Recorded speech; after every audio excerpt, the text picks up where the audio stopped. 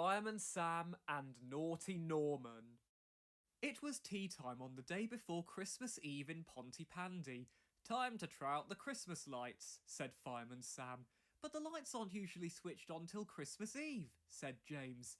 That's right, agreed Fireman Sam, but it's always a good idea to check them first. Can we watch Uncle Sam? Asked Sarah as Fireman Sam and Fireman Elvis Cridlington lifted a big box out of Jupiter's cab.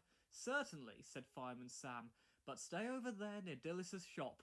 I don't want you tripping over all these wires. Blinking butties, laughed Elvis. This lot's more tangled up than my spaghetti. It took a long time to unravel the long string of lights and check that none of the glass bulbs were broken. They all seem okay, said Fireman Sam. Let's hang them on the tree, said Elvis. They carefully wound the lights all around the Christmas tree from the bottom to the very tip-top. Now then, Elvis, said Fireman Sam, let's see if they're all working. Elvis plugged in the lights and they shone brightly, red, blue, green, yellow and purple. Hooray! Cheered Sarah and James. Ah, beautiful, beautiful, cried Bella from the door of her cafe. Let's have a nice cup of coffee to celebrate. She made 2 steaming cups of coffee for the fireman and 2 mugs of hot chocolate for the twins. Here you are, she said, handing round the tray of drinks. This should warm you up nicely. Thanks very much, Bella, said Elvis. Lucky I brought some peanut butter and banana sandwiches along with me. Now we can really celebrate. He took a big packet of sandwiches out of his coat pocket. Help yourself, he said. Thanks, Elvis, said Fireman Sam, but I'm not very hungry. Oh, but you'll love these, Elvis insisted. Peanut butter and banana and lots of salad cream. He pushed a sandwich into Fireman Sam's hand and then turned to the twins. Here, you have one too, he said. Fireman Sam bit into his sandwich. Salad cream squelched out all over his hands. Yuck, he groaned and quickly shoved the sandwich into his pocket. Finished already? Asked Elvis, turning to Fireman Sam. Very nice, Elvis, thanks, mumbled Fireman Sam. Have another, said Elvis. You must be starving. No thanks, flustered Fireman Sam. I don't want to spoil my dinner. Sarah and James couldn't eat their sandwiches either. What can we do with them? Whispered Sarah. Put it under your hat, hissed James, and they quickly hid their sandwiches under their woolly bobble hats. Right then, said Fireman Sam when they'd finished their drinks. Back to work, thank you very much, Bella. What are you going to do with the lights? Asked Sarah. We'll leave them up there, but we'll turn them off for now, said Fireman Sam. Then tomorrow, Station Officer Steele will come and switch on the lights for Christmas. You won't forget, will you? Asked James. Forget Christmas, laughed Fireman Sam. Certainly not. Come on, Elvis, we'd better get back to the fire station. Elvis gulped down the last of his sandwich. Righty-o, he said, and jumped to his feet, but he'd forgotten about the rest of the sandwiches lying on his lap. As he sprang up, they went flying all over the road. Watch out, cried Sarah. But it was too late. Elvis trod slap bang on the slimy sandwiches. Squelch! The sticky sandwich filling squirted out underneath his big boots, and before he could stop himself, Elvis went slipping and sliding across the square. Help! He yelled. Somebody catch me! Sarah and James tried to grab him, but as Elvis stumbled, he stepped on a skateboard left out by naughty Norman Price. Poor Elvis shot off straight into the middle of the Christmas tree. Bang! Went the lights, as with a flash they exploded. That's blowing it, groaned Fireman Sam. Blowing everything else too, said James. The lights had gone out all over Pontypandy. Dillis and Norman came hurrying out of Dillis's shop to see what had happened.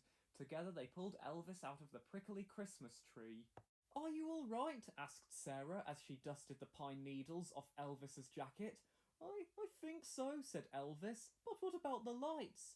They're out all over the village, said Fireman Sam, but we should be able to fix them. Let's go up to the generator. Come on then, said Elvis. Let's go. Fireman Sam turned back. You leave those lights alone, he warned. Don't touch anything till I get back. The children nodded and watched Jupiter go roaring up the hill to the electricity generator, just outside the village. Poor Elvis, sighed Sarah. He's really upset. Oh, I'm sure everything will be all right, said Dillis. Why, when I was a little girl, we never had fancy electric lights on our Christmas tree. We just had candles. Candles, cried Bella. We had candles in Italy too. Pretty little candles, fantastico! Norman grinned at Sarah and James. We've got some candles in the shop, he whispered. I'll show you. He led them into the dark shop and opened one of the drawers under the counter. Look at this lot, he said. But aren't they a bit big for the tree? Asked James. The bigger the better, laughed naughty Norman. Uncle Sam told us not to touch anything, said Sarah. He told us not to touch the lights, said Norman. He never said anything about the tree. Come on, don't be so soft, Sarah. They took a handful of candles and went back into the square. Dilys and Bella were now chatting inside the cafe. What if they see us? Hissed James. They won't, giggled Norman. It'll be a lovely surprise for everyone. They tried to put the candles on the tree, but James was right. They were far too big. Just lean them against the branches, said Norman, and he shoved them on higgledy-piggledy all over the place. That'll do, he said, and he took a box of matches from his pocket. Stand back, he ordered, and started to light the wobbly candles. 1, 2, 3. Stop, Norman, cried Sarah. They're falling over.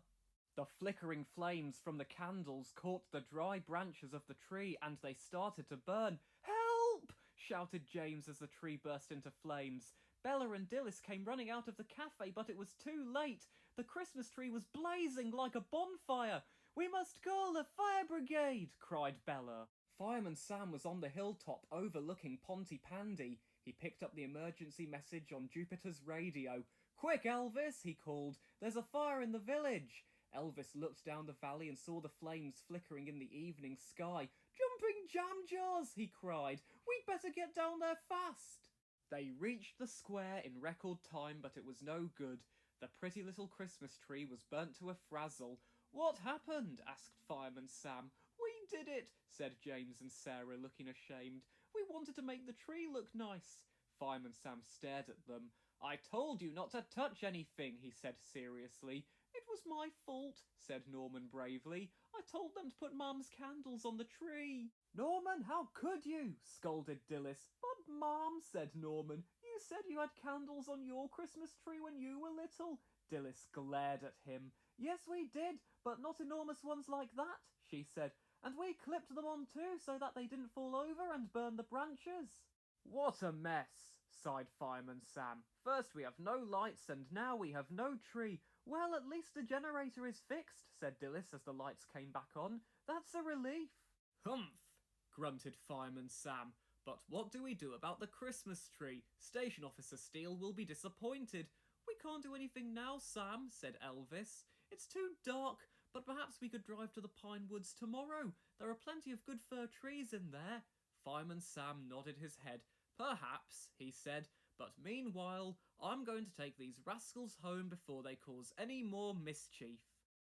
Early the next morning, Fireman Sam phoned up Farmer Jones, who owned the Pine Woods, and asked if they could have one of his trees. Certainly, said Farmer Jones. You just help yourselves. Take a nice one, though. Nothing but the best for the children of Pontypandy. Fireman Sam and Elvis parked Jupiter on the edge of the Pine Woods. Nothing but the best, Elvis reminded Fireman Sam. That's right, said Fireman Sam, but I won't chop our tree down. I'll dig it up by the roots and plant it in the village square. That's a brilliant idea, said Elvis. Now, which one do you fancy? They stood and looked at the pretty trees with their slender trunks and delicate branches. That one, said Fireman Sam. It's not too big or too little, and it's nice and bushy at the bottom. They carefully dug the tree up and took it back to Pontypandy. The children were delighted. We're going to plant it here, said Fireman Sam, and he dug a large hole for the tree. Whoopee! Cried the children. We'll have a Christmas tree all the year round. That's right, smiled Fireman Sam, but we'll only decorate it at Christmas. Pity we haven't got any nice lights to put on it this year, said James. I may be able to do something about that, said Fireman Sam. The twins looked hopefully at him. Some proper lights, Uncle Sam? Asked James. Wait and see, smiled Fireman Sam.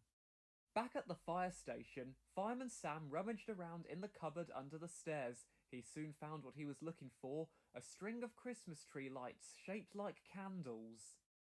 He and Elvis went back to the square and carefully hung them on the tree, checking that each bulb was securely in its holder. That should do it, he said as they finished connecting them all up. And no accidents this time, Elvis. Later that evening, just as it was getting dark, everybody gathered in the square for the official lighting of the Christmas tree. Station Officer Steele made a short speech and then flipped the switch. The lights came on and twinkled prettily. "Uncle Sam's lights are much nicer than the old ones," said Sarah. "Yes," said James, "and much safer than candles too." The tree flickered and glowed in the soft light and everybody smiled, for tomorrow would be Christmas Day. They stood around the tree and sang together. We wish you a Merry Christmas, we wish you a Merry Christmas, we wish you a Merry Christmas and a Happy New Year. Fireman Sam says, "Many accidental fires are caused by playing with matches. Never play with matches or lighters. They can be very dangerous."